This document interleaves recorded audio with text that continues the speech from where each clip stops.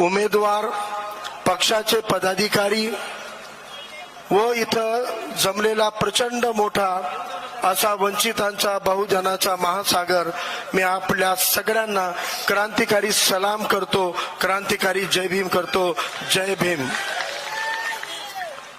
नांदेड जिल्ह्यामध्ये, नांदेड शहरामध्ये विधानसभेचे 9 आणि लोकसभेचे 1 अशा 10 उमेदवारांच्या प्रचारार्थ आयोजित आजच्या या सभेसाठी आपली प्रकृती बरी नसतानाही आदरणीय बाळासाहेब आंबेडकरांनी आपल्याला वेळ दिलेला आहे, आपल्याला बोलायला आलेले आहे. आपल्या सगळ्यांच्या वतीने मी आदरणीय साहेबांना चांगली प्रकृती मिळावी यासाठी मंगल कामना करतो.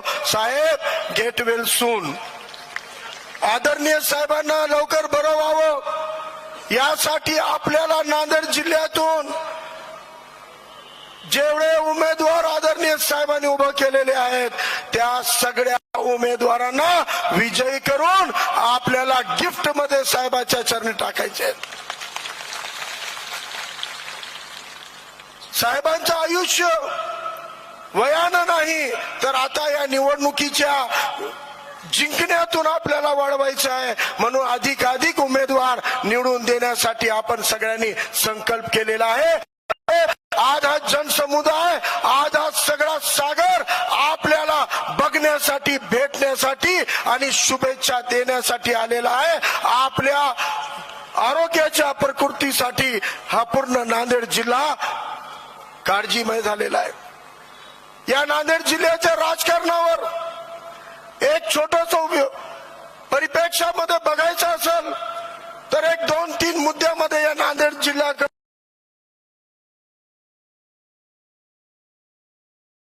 आपल्याला बघावं लागणार आहे. आज आपल्यामध्ये आताच उत्तरचे उमेदवार प्रशांत इंगोले म्हणले, एकटा समाज एकवटला तरी आपण विजयी होऊ शकतो. अशी बाब हे अनेक समाजाच्या बाबतीमध्ये खरी असताना सुद्धा का बरं आपल्याला विजय होऊ दिला जात नाही? काय याच्यामध्ये भानगड आहे हे समजून घेणं गरजेचं आहे. या नांदेड जिल्ह्याचा इतिहास, या नांदेड जिल्ह्यानं जे पहिला खासदार दिला होता ते हरिहरराव सोनुरेजी एक बौद्ध समाजाचे आणि डॉक्टर बाबासाहेब आंबेडकरांच्या पक्षाकडून निवडून येऊन खासदार झाले होते. या नांदेडमध्ये काँग्रेसला पहिल्या 2 निवडणुकीमध्ये विधानसभेला सबसेला अपयश आलं तेव्हा सय्यद फारुक पाशा नावाच्या एका मुस्लिम व्यक्तीला या नांदेडकरांनी 1 नाही 2 नाही सलग 3दा विधानसभेमध्ये निवडून पाठवलेलं होतं. जेव्हा इथून बौद्धाचे खासदार, मुसलमानांचे आमदार निवडून येत होते ते राजकारणामधली समतेचं मूल्य आज कुठं हरवलेलं आहे. काँग्रेसला हरवून प्राध्यापक नूरुल्लाह खान हे याच नांदेड मधून विधानसभेला निवडून गेले होते. हे नांदेडचा इतिहास आहे. मग आज बौद्ध समाजाचे, मुस्लिम समाजाचे, ओबीसी समाजाचे अनेक असे उमेदवार आणि सक्षम नेते निवडणुका लढतात, पण त्यांना गेल्या 45 वर्षामध्ये जिंकून येऊ देण्यात आलेलं नाही. एक कारस्थान इथं घडवलं जातो, षडयंत्र रचले जातात, खोटा प्रचार केला जातो आणि निवडून येणाऱ्या उमेदवारांना 2-2, 3-3 हजाराच्या मताच्या फरकानं हरवण्याचं काम या नांदेडमध्ये सुरू आहे. गेल्या 45 वर्षाचा इतिहास जर बदलायचा असेल तर आपल्याला पुढाकार घ्यावा लागणार है। मैं मुस्लिम समाज से भी कहना चाहता हूं, आज नांदेड़ में जैसे ही आपके जीतने के इम्कानात शुरू हो गए, सोशल मीडिया पे प्रोपेगेंडा व्हाट्सएप यूनिवर्सिटी चालू कर दी। ये भाजपा के यहूदी पुलिस वाले संगी भाजपा में भी है, कांग्रेस में भी है, और कांग्रेस के कुछ खरीदे हुए दलाल हमारे ऊपर कीचड़ उछालने का काम करते हैं। कभी बी टीम का आरोप लगाते हैं, कभी भाजपा से मिले होने का आरोप लगाते हैं। समर्थन देंगे। मैं याद दिलाना चाहता हूं 9/11 को अमेरिका में जब हमला हुआ, यहूदियों की साजिश थी। अमेरिका ने कहा वॉर अगेंस्ट टेररिज्म। अमेरिका ने जब कहा कि हम आतंक के खिलाफ लड़ रहे हैं, तब माहौल ऐसा बना दिया कि पूरे दुनिया के देशों को चैलेंज दे दिया, आप अगर इस आतंक के खिलाफ के युद्ध में अमेरिका के साथ खड़े नहीं होंगे तो इसका मतलब, अगर आप अमेरिका के साथ नहीं है तो इसका मतलब आप आतंक के साथ है। ऐसा ट्रैप दुनिया के देशों पे बिछाया गया। मुस्लिम देशों पे आतंक के नाम पर हमला करने वाले अमेरिका को कई मुस्लिम देशों को मदद करनी पड़ी, क्योंकि उनके सामने सवाल था कि अगर हमको पता है अमेरिका गलत हमला कर रहा है, लेकिन अगर हम अमेरिका के साथ नहीं जाएंगे तो फिर हमको आतंक के साथ माना जाएगा। यही ट्रैप में आज भारत के मुसलमानों को फंसाने का काम होता है, महाराष्ट्र के नांदेड़ के मुसलमानों को फंसाने का काम होता है। और ये भाजपा भी करती है कि अगर हिंदुत्ववादी भाजपा को वोट नहीं देंगे तो इसका मतलब है कि वो गद्दारी कर रहे हैं, और अगर सेक्युलर लोग कांग्रेस को वोट नहीं देंगे तो इसका मतलब है कि वो भाजपा के मददगार है। यही झूठा प्रोपेगेंडा, यही प्रोपेगेंडा, ये साजिश है यहूदियों के ज़हनियत की, जो अपने नांदेड़ में और महाराष्ट्र में करी जा रही है। आज एक मिसाल देता हूं, आली जनाब प्रकाश अंबेडकर साहब की क़यादत में पिछले 20-30 सालों से मुसलमान एक सवाल पूछता था कि एक मजहब के जात के आधार पर हम विधानसभा लोकसभा चुनकर नहीं आ सकते, इसलिए क्या करेंगे, मजबूरी है, कांग्रेस को छोड़ देना पड़ता। क्योंकि तब मुसलमान को कोई दूसरा समाज वोट नहीं देता था। ये नांदेड़ के इतिहास को मैं गिना के बताता हूँ। यहाँ पर उस्मान कुरैशी चुनाव लड़े, लेकिन सिवाय मुसलमानों के किसने वोट नहीं दिया। ईसा खान चुनाव लड़े, हमीद सरवरी सर चुनाव लड़े, गफ्फार खान चुनाव लड़े, सोना बेटी वाले सत्तार भाई चुनाव लड़े, लेकिन इनको सिवाय मुसलमानों के कोई हमवतन भाई ने वोट नहीं दिया, इसलिए ये लोग 2000-5000 वोटों से हारते आए। लेकिन आज तुमको आली जनाब प्रकाश अंबेडकर साहब के जरिए, वंचित बहुजन आघाड़ी के जरिए एक विकल्प मिला है, एक ही नेता, एक ही पार्टी आपको टिकट भी देती है और अपना वोट भी देती है। वो नेता आली जनाब प्रकाश अंबेडकर है, वो पार्टी वंचित बहुजन आघाड़ी है। अगर इस विकल्प को, इस पर्याय को, इस मुद्देबादिल को आज हम कबूल नहीं करेंगे तो याद रखो, अगले इलेक्शन में प्रकाश अंबेडकर साहब किसी फारूक को टिकट नहीं देंगे, और हमारा अंबेडकरवादी समाज भी बोलेगा साहब तुमको 2 बार वोट दिए, तुम्हारा समाज नहीं दिया, हम क्या करना, अब नहीं देते, इसलिए अभी नहीं तो कभी नहीं, ये आखिरी मौका है, ये आखिरी मौका है अपनी क़यादतों को असेंबली में पहुंचाने का, और यही मौका दूसरे समाजों के लिए भी है। अभी शिवा नरंगले लोहा कंधार के उम्मीदवार ने बताया कि उनको ओबीसी लिंगायत होने के बावजूद दूसरी बार बाड़ा साहब ने मौका दिए। अगर लिंगायत ओबीसी समाज इस मौके का फायदा उठाकर अगर ओबीसी उम्मीदवार लोकसभा के अविनाश बोसीकर जी हो, या फिर किन्वट के पुंडलिक आमले साहब जो एक आदिवासी भाई हैं, दिलीप राठौड़ साहब और सुरेश राठौड़ साहब जो हदगांव और भोकर के उम्मीदवार हैं, और ये बंजारा ओबीसी समाज से आते हैं। हमारे देगलूर में और नांदेड़ उत्तर में बौद्ध समाज के सुशील कुमार देगलूरकर और नांदेड़ उत्तर से प्रशांत इंगोले इंजीनियर पढ़ा लिखा नौजवान दिया गया है। आज मुखेड़ में राव साहेब देवकते नाम के एक हमारे धनगर हटकर समाज के भाई को टिकट दिया गया है। नायगांव में और लोकसभा के साथ साथ ओबीसीओ को और नांदेड़ दक्षिण में फारूक अहमद को उम्मीदवारी देने का काम बाड़ा साहब ने किया। अगर ओबीसी को अपने अपने जाति के नेता चुना कर लाने हैं तो उनको भी कैंडिडेट का नाम देखे बगैर वोट करना होगा। अगर हम एक दूसरे को वोट करेंगे, एक दूसरे को वोट डालेंगे भाजपा को भी हरा सकते हैं और बुज़दिल कांग्रेस को भी हरा सकते हैं, ये याद रखो। ये क़यादत है, ये मौका आपको दोबारा नहीं मिलेगा। आपको हराने की साजिशें होती है। एक छोटी सी मिसाल देता हूं। आज तक जो उलेमाए किराम ताईद या समर्थन देते थे, वो समर्थन में वंचित बहुजन आघाड़ी के कैंडिडेट का नाम नहीं आता था। आज 2024 में पूरे महाराष्ट्र के 2 कैंडिडेट का नाम क्या आ गया, कांग्रेस के पेट में दुखने लग गया। और कांग्रेस के आका, कांग्रेस के ही मुस्लिम नेता के कंधे पे बंदूक रखकर ये कह रही है नांदेड़ दक्षिण में जो कहा गया है वो मुसलमानों को मानना जरूरी नहीं है। अरे अगर नांदेड़ दक्षिण में जरूरी नहीं है तो लोकसभा और बाकी कैंडिडेट में क्यों जरूरी है? सोशल मीडिया पे उलेमाओं के, तमाम उलेमाओं की रहनुमाई करने वाले इस भारत की बुलंद क़यादत हजरत मौलाना सज्जाद नोमानी साहब को अपने मफाद के लिए अगर ट्रोलिंग कर सकते हो तो देख, अगर एक उलेमा के ऊपर भी अगर ये ताईद के लेकर तनकीदें होती होगी तो अली जनाब प्रकाश अंबेडकर साहब उनके लिए सॉफ्ट टारगेट क्यों नहीं होंगे?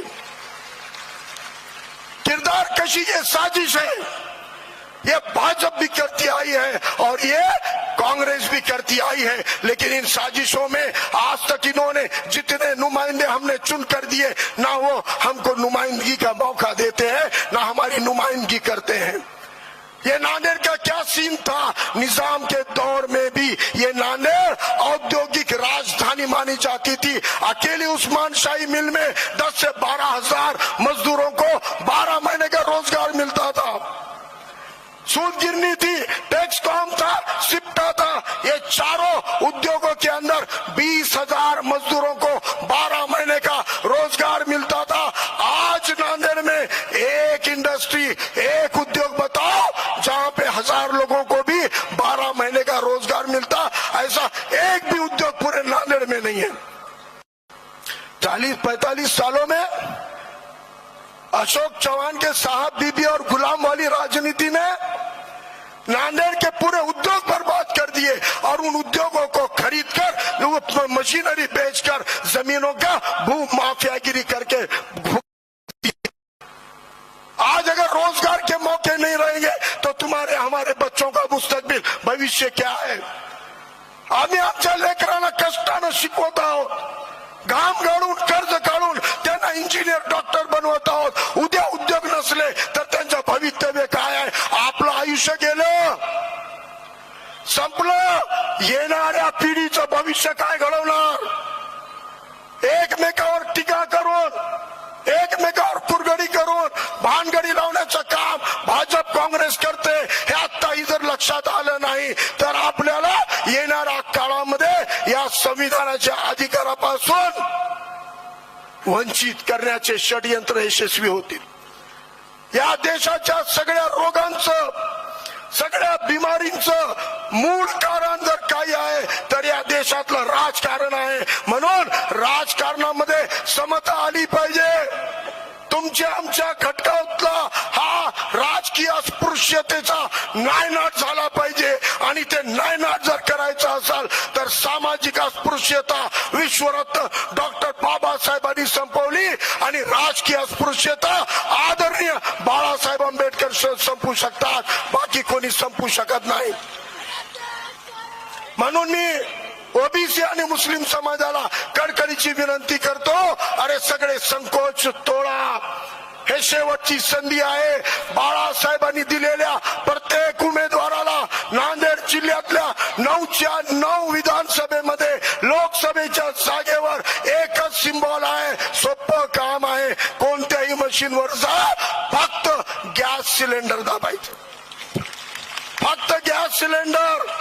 कोणत्याही विधानसभा, कोणत्याही विधानसभेतल्या 2 मशीना, काही कन्फ्युज व्हायचं नाही।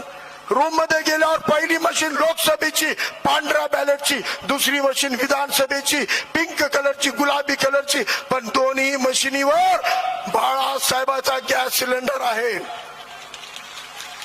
त्यामुळे आपण सगळ्यांना मी कडकडीची विनंती करतो, येणाऱ्या निवडणूक ही आपल्यासाठी शेवटची संधी आहे. सत्तेमध्ये जायची, एकमेकाला मतदान करा, एकमेकासाठी मतदान करा, एकमेकाला निवडून आणा. जर या ओबीसी आणि मुसलमानाला इथला आंबेडकरवादी समाज भरभरून मतदान देतोय तर आमच्या मुसलमानांचा ओबीसींचा कर्तव्य आहे त्यांनी इतर समाजाला सुद्धा मतदान दिलं पाहिजे.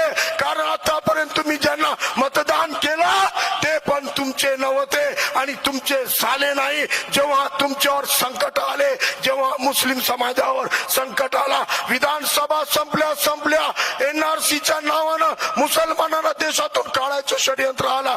कोणताच नेता आणि पक्ष मुसलमानांच्या बाजूने लढला नाही. अगर कोई अपनी पार्टी के साथ मैदान में उतरकर बोला था कि एनआरसी सीए सिर्फ मुसलमान 40% हिंदुओं पर भी धोखा है, ये बोलने की जुर्रत सिर्फ प्रकाश अंबेडकर साहब ने की.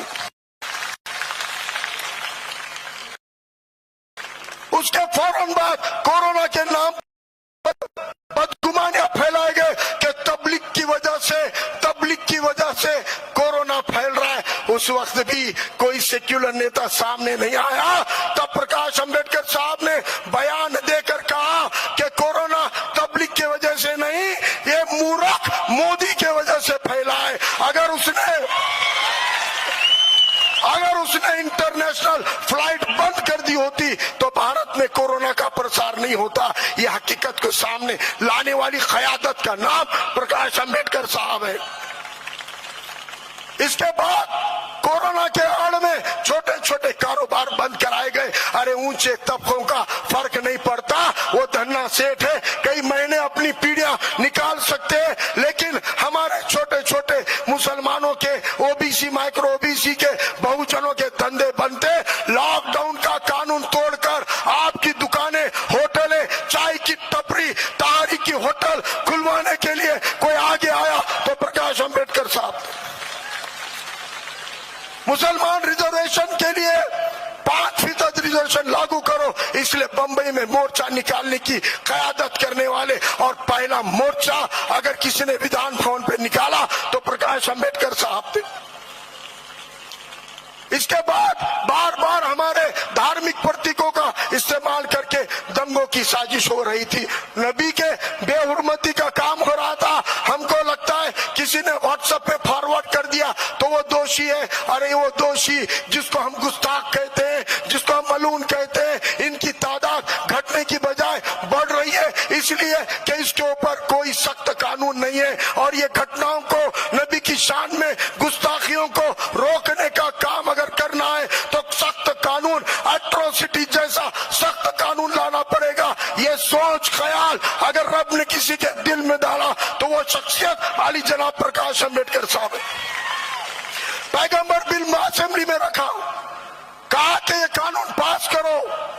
पैगंबर का उमान या अकेले भारत का नहीं, इंटरनेशनल लेवल पे मुस्लिम देशों से दुश्मनी मोल लेने का काम है. एक आखिरी बात कहता हूं, औरंगजेब के नाम पे, टीपू सुल्तान के नाम पर कोल्हापुर में दंगल हुई, औरंगाबाद में दंगल हुई, अमरावती में दंगल हुई, सोलापुर में दंगल हुई. कोई सेक्युलर सामने नहीं आया. कांग्रेस के मुस्लिम लीडर बोल रहे महाराष्ट्राच्या मुसलमानांना काय औरंगजेबचं नाव घ्यायची गरज आहे. राज्यसभा के मेंबर क्या है ये डायलॉग. लेकिन उस वक्त आली जनाब प्रकाश अंबेडकर साहब औरंगजेब रहमतुल्लाह के मज़ार पे गए. वहां पर उन्होंने जियारत की चादर चढ़ाई और कहा, हाँ मैं औरंगजेब के मज़ार पे आया हूं और मैं ये कहना चाहता हूं कि औरंगजेब ने इस भारत के ऊपर 54 साल हुकूमत की. ये तारीख तुम मिटा नहीं सकते. अगर तारीख जानते नहीं हो तो सीख लो. 54 साल भारत की सल्तनत पे हुकूमत करने वाले बादशाह का नाम औरंगजेब है. और मैं यहाँ आया हूँ, फोटो उतारा हूँ. क्या उखाड़ सकते उखाड़ लो, क्या केस कर सकते कर लो. ये कहने का दमखम अगर कोई क़यादत ने दिखा तो वाली जनाब प्रकाश अंबेडकर साहब है। ये ऐसी क़यादतें नहीं मिलती है, आज है उसकी कद्र करो और इनकी मदद से इनकी पार्टी ही आपको टिकट देती है, वोट देती है। हम इस मौके का इंशाल्लाह फायदा उठाएंगे। बाड़ा साहब, मैं आपको यकीन दिलाता हूं, नांदेड़ के जनता, नांदेड़ के ओबीसी, नांदेड़ के मुसलमान इंशाल्लाह इस बार वंचित बहुजन आघाड़ी के कैंडिडेटों को जिताने का काम करेंगे। ये विश्वास, ये भरोसे के साथ जगा लेता हूं। अल्लाह हाफिज, जय भीम, जय मीम।